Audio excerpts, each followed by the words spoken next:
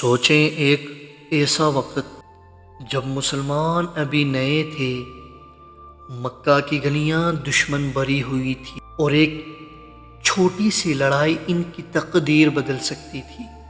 ایک لڑائی جو چھپ کر شروع ہوئی، جس میں نبی صلی اللہ علیہ وسلم اور ان کے ساتھیوں کی ہمت نے سب کو حیران کر دیا۔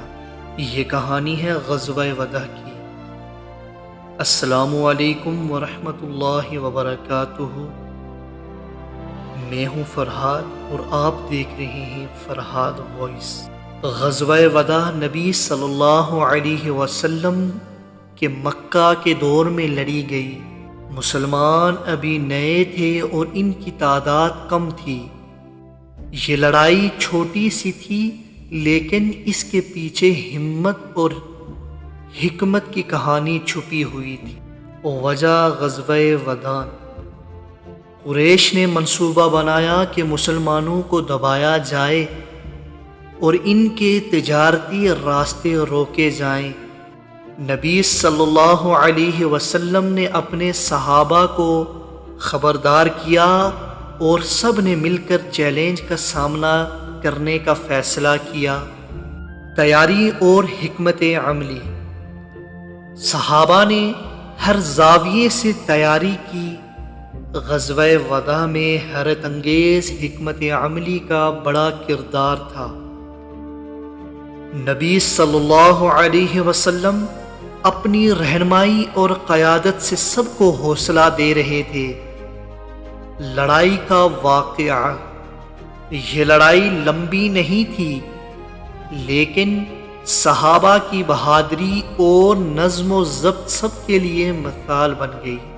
قریش نے مسلمانوں کو کم تر سمجھا، لیکن مسلمان اپنی چالاکی اور ہمت سے محفوظ نکل آئے۔ غزوہ وداع کی کامیابی یا محفوظ واپسی نے مسلمانوں کے حوصلے بڑھا دیے۔ یہ چھوٹی سی لڑائی، لیکن نبی صلی اللہ علیہ وسلم کی قیادت اور صحابہ کی لگن نے دکھایا کہ ایمان اور ہمت سے ہر چیلنج کا سامنا ممکن ہے۔